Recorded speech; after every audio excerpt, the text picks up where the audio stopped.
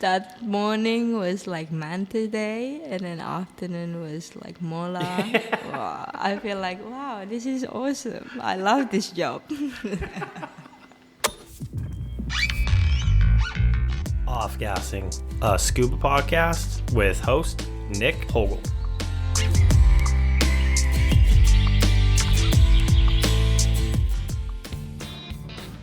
Gearing up for our second dive of the day at the well-known Crystal Bay dive site, our dive guide turns to us and says, "Prepare to meet the Mola Mola." Sure enough, as we passed 25 meters, a cold wave of water hit us, and off in the distance, the most famous ocean sunfish graced us with their presence. In this episode, I speak with Kezia, the Mola Whisperer. From Jakarta to different destinations in the world before arriving in Ceningan to further her conservation work, teach, and guide divers in one of the most beautiful dive destinations in the world. I hope you enjoy this first episode of the Ceningan Series. My full name is Kezia Mukti, but you can call me Darling. Okay.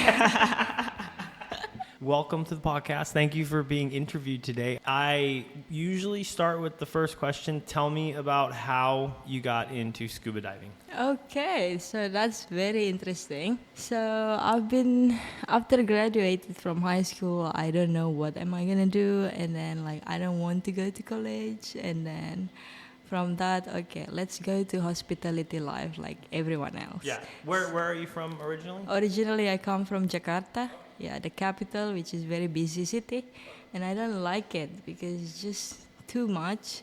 And I went out to Central Java, which is in Yogyakarta, where everyone is way more cultural, very humble, no traffic, very cheap also. And from that, I just starting to do my hospitality life because I do really want to work in a cruise ship. Fast forward 4 years later, I didn't go to cruise ship because they declined my visa. Why did they decline it? Unfortunately, that time I was so eager to go to cruise ship when I was 19. Okay. I was so young. And then I've got all the contract from the cruise line, and then after that I go to the embassy, do the interview with them, and they were asking how old are you and what you do, what you gonna do here, do you have family in America? I said no, I don't have. And after that they said, sorry, you are too young, you might be a minority. Oh. And then they gave me the red paper, and I was like, no. Well, in the long run, it seemed like it probably worked out, right? Yeah, Okay. yeah. In the long run, it's probably worked out. But again, instead of go to the cruise ship, I move into the resort and the hospitality life. COVID happens. After that, I work in Bali. COVID happens. I moved to Maldives. That's where all these things, the diving start. So you moved to the Maldives for hospitality industry. Yeah. And then you got there, and that's when you started to dive? Yeah. Okay. Tell me about the open water class. So in Maldives, very easy. Everything is manual. That time we don't have e-learning, even though, I think our dive center didn't allow us to do e-learning.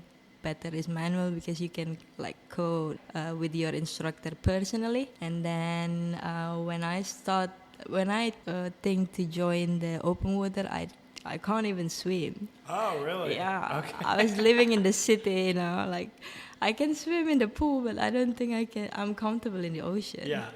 And then I do my first DSD dive, and I love it so much. And from that, so in Maldives, there is only one resort and one island. In one island is one resort. Yeah. So there is nothing else. Ocean. And you don't have neighbor, and then there is a one dive center that's also located in the island. That's where I got introduced by the diving site. In open water, very easy, like an open water normal as usual. So you learned how to swim before the class or during the class? Or? I learned how to swim during the class. Okay. Yeah, during the class. Even when I have my day off, I went to the beach. I tried to swim and snorkeling. Okay. And do the duck dive.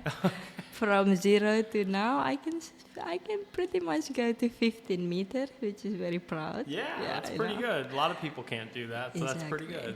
So you took your open water class, were you instantly hooked? Were you like, okay, what's the next class I can take? Yeah. And did you take how did from open water to advanced to rescue? Yeah, it's basically just like from open water to advanced because everyone wants to go deeper. Yeah. That's how you like aiming. Okay, let's do advanced then.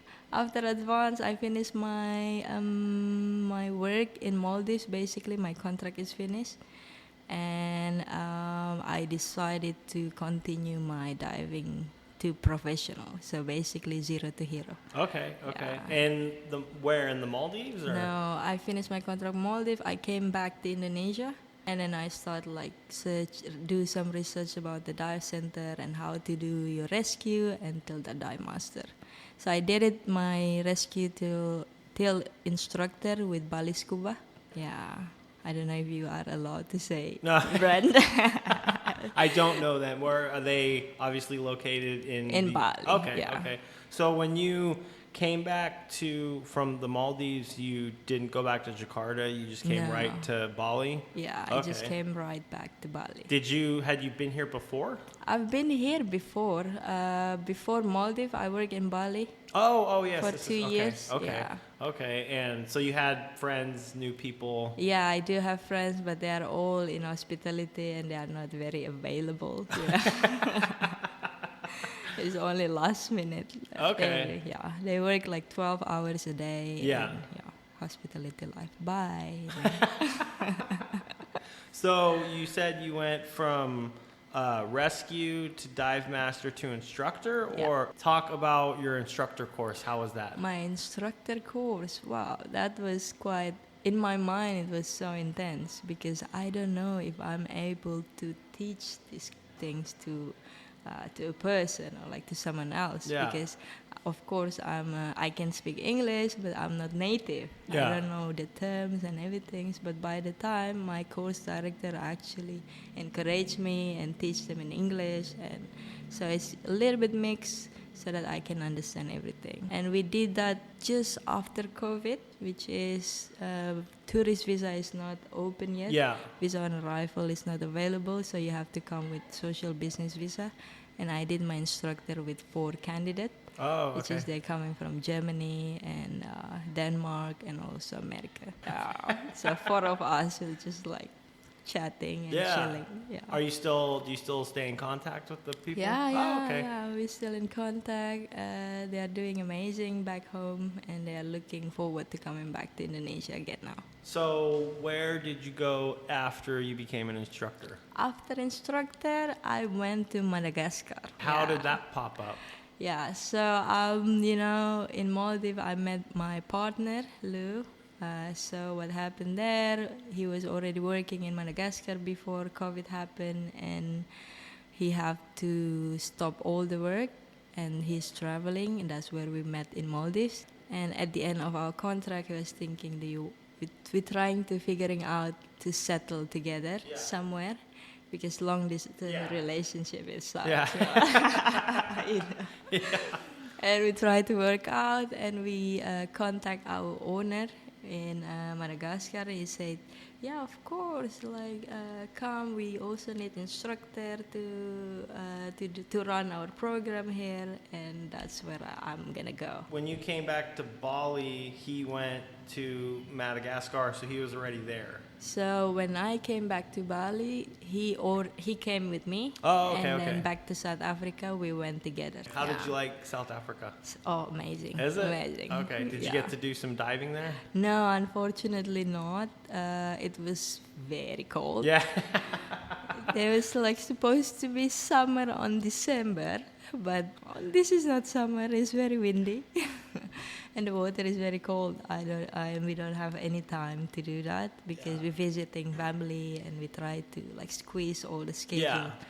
Yeah, unfortunately not, but maybe next time. So tell me a little bit more about your time in Madagascar. My time in Madagascar, so that was my first job as an instructor, of course. Oh, okay. So you didn't even teach No, after? Okay, no. okay. I flew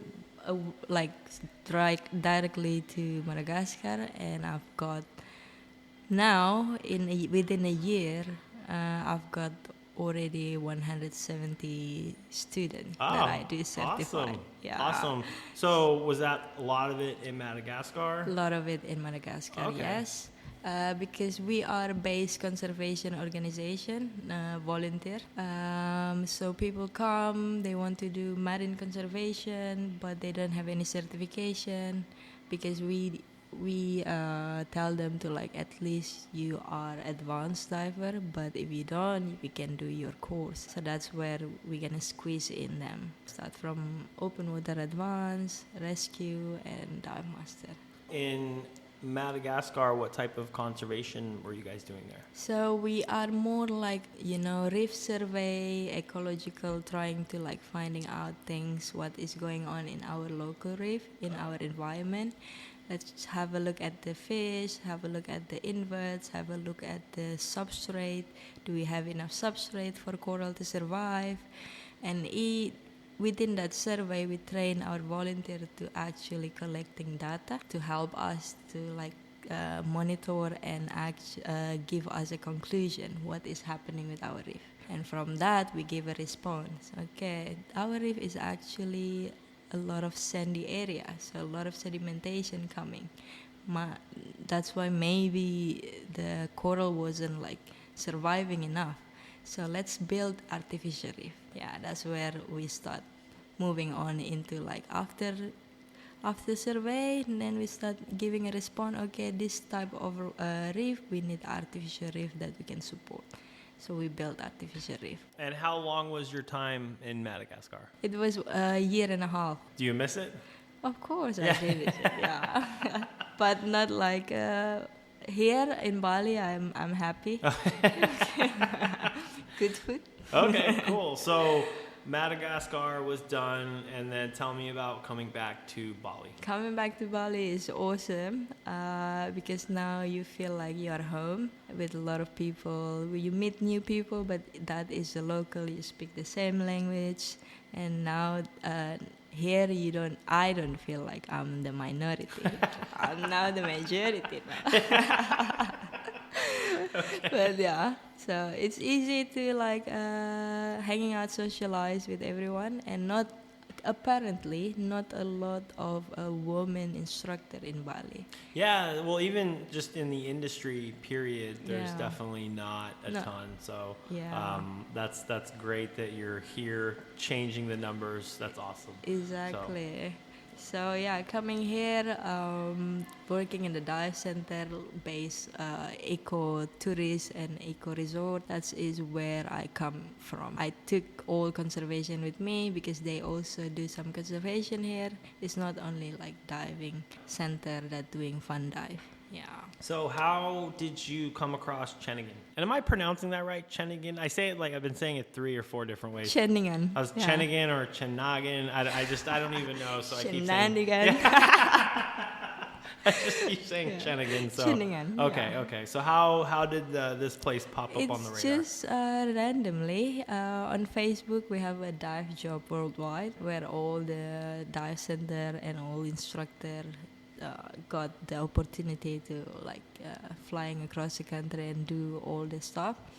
So Ceningan Diver actually posting a job posting in Facebook page, and that time me and Lou is not like in the place. We need to move. Like we just like whatever the possibility happen, opportunity come, then let's see, and we decide later. And we just like send some couple of CV to here, and then suddenly the day after we've got an email. They're like, we are interested to have a look.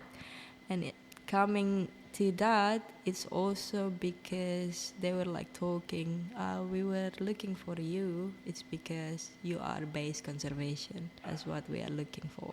So when you got back, like when did you get back to Bali, and then how much time was in between from you returning and then you starting here? So back to Bali on 11 June, and after that, right, just like having a 2 weeks holiday, right, like settle. Did you do any fun diving in the holiday? No, unfortunately not. We would love to once to go to the Tulamben, but okay. the time wasn't like match. And yeah, 2 weeks, and then we come to Ceningan on 27th of June and do a lot of dives before work. Yeah, so I just start working like on the 10th of July. So the period of 27 to like the 10th, I just doing fun dive. Oh, Yeah, awesome. try to have a look, like knowing the dive site and how the people here work. And then I'll start boom, boom, boom. Had you been to Ceningan Island or Nusa Penida before you moved here, or Lembagan? Well, that's very interesting. I never been to Ceningan, actually. I've been to Penida, Nusa Penida Island, but not in Ceningan. But you knew of it, I'm assuming. Yeah. Okay. I knew there is like this island, but I just never thought to come. Tell me a little bit about Nusa Penida. Nusa Penida was awesome. It's one of the biggest island in between the three Nusa Island. That time I went, it's still like pretty COVID time, so it's not that busy. We just have like a sunset around 5:30, and then have dinner around 7, and suddenly everything is closed. Yeah, 7 o'clock, everything is closed. I want to buy some snack. There is nothing in the island. And yeah, but it's cool. It's very quiet. I think now Penida is way like It's fully open. Okay. and put a lot of tourists there. Yeah, so I actually have not been over to Penida, so I need to make it over there at some point because Yeah. I've heard a lot about it before I move. Obviously, I'm not living here, but before I moved to Malaysia, I've heard, we come to Indonesia, try to come at least, a couple times a year, and you always hear about Nusa Penida. And then tell me a little bit more about, am I saying this right? Lembagan? Lembongan. Lembagan, Yeah. okay. Tell me a little bit about that place. Lembongan is pretty small. You can like go around the island within 30 minutes. And of course, it's just a lot of like restaurant on the beach, a lot of dive center, a lot of tourists also. But it's pretty nice island, very chill. It's not like Bali. So in Lembongan Island, 9 o'clock, 10 o'clock, everything is already closed. Time to sleep, everyone. They maybe have some party point somewhere, but I still need to find out. No.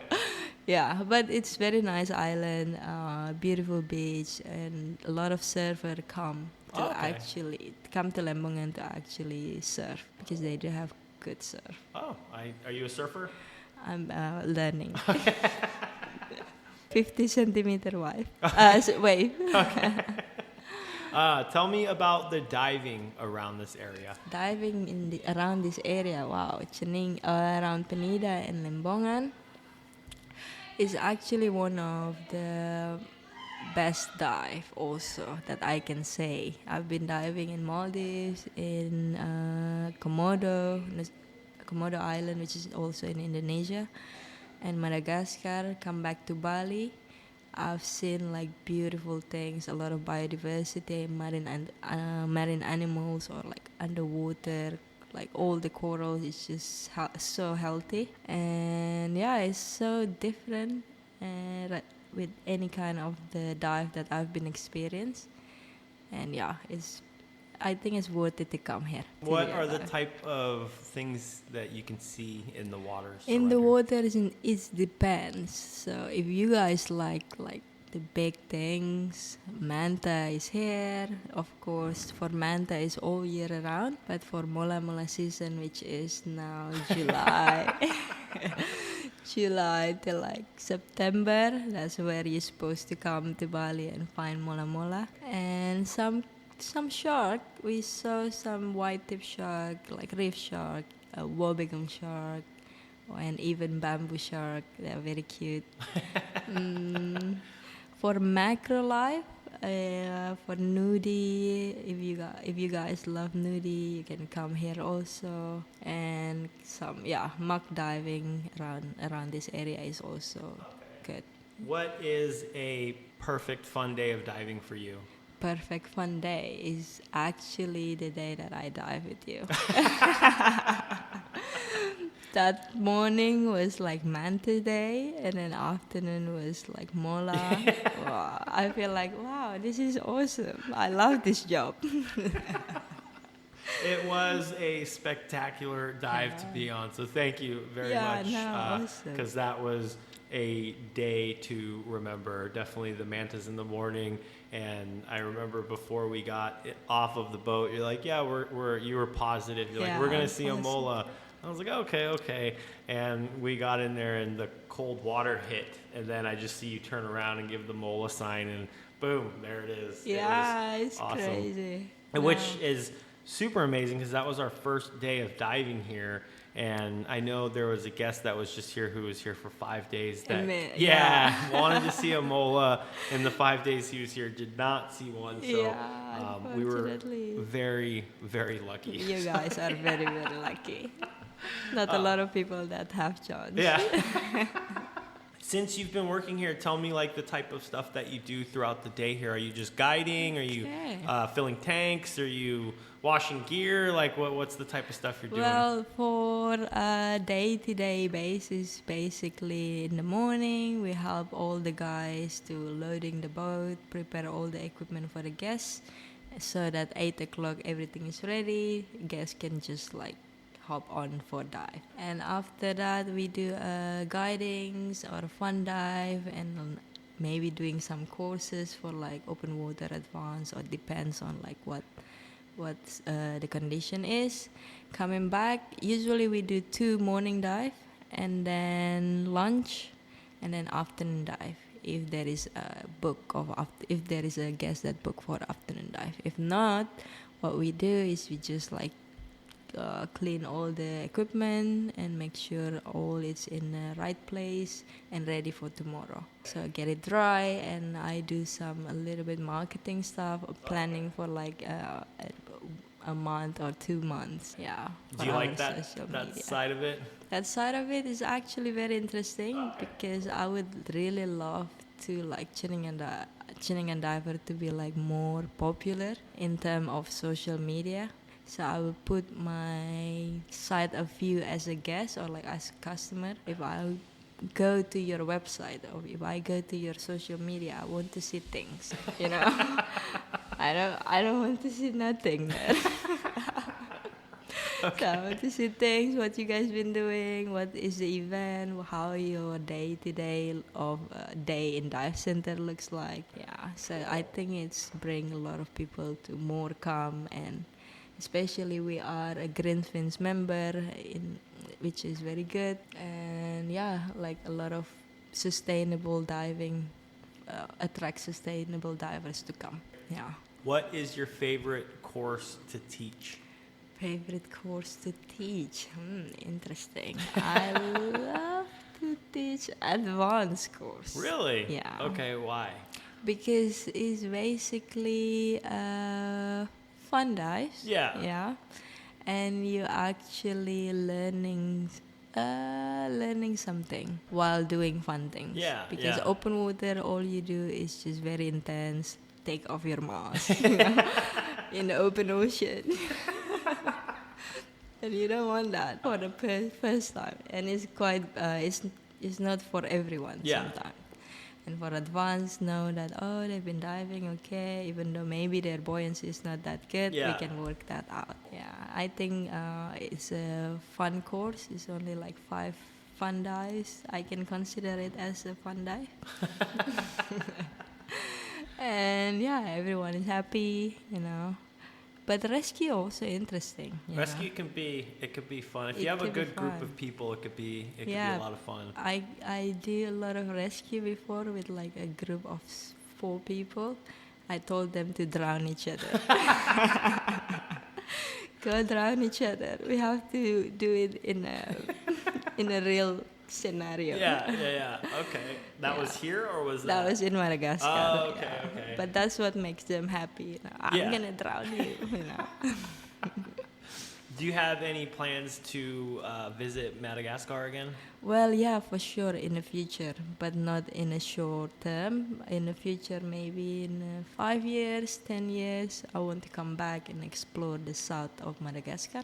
Yeah, which is to see baobab, to see check the diving area on the south. So that's definitely a plan. Do you go back to Jakarta much? I was there last year, but not a lot. Yeah. Yeah, not much. Maybe I'll try to fly my mom come Okay. here. Yeah. Is she a diver? No, she's not. She's not that travel. She's not that not travel a lot. She never been to Bali even. Yeah, so she's just living in like Jakarta. So I want her to come Do you think see the island life. Do you think she'll come? Yeah, I think okay. she'll be very happy to come. So,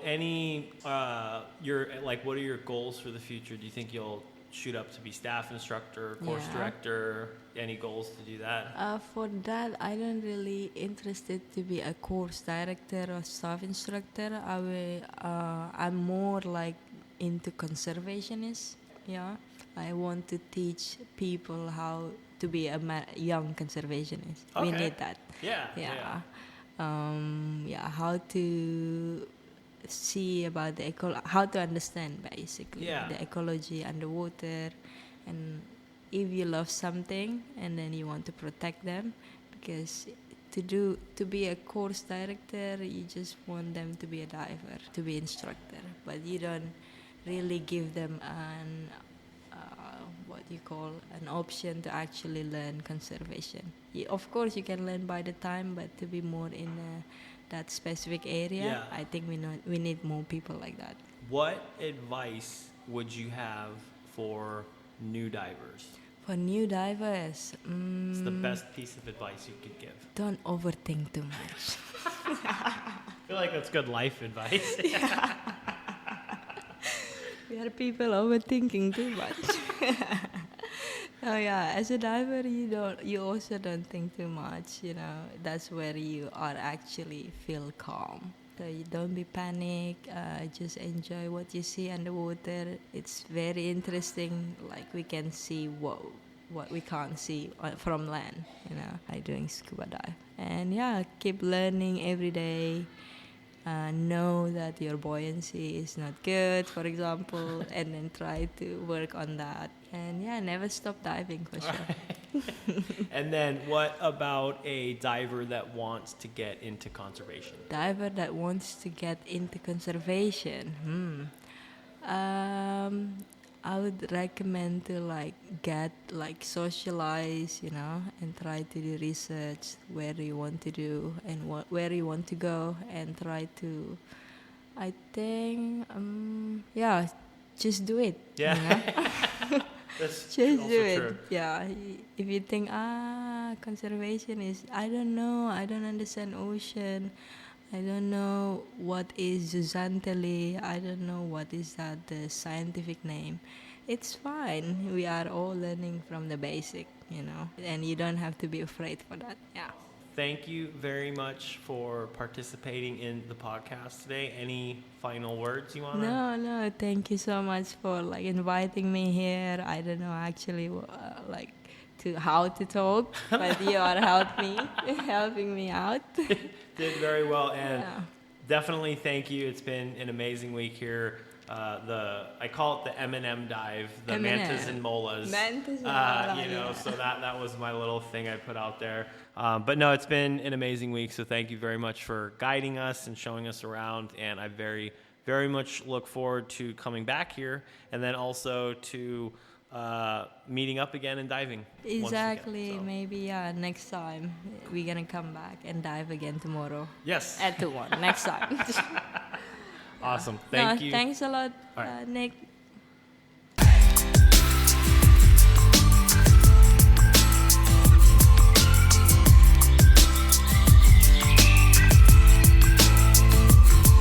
Offgassing, a scuba podcast.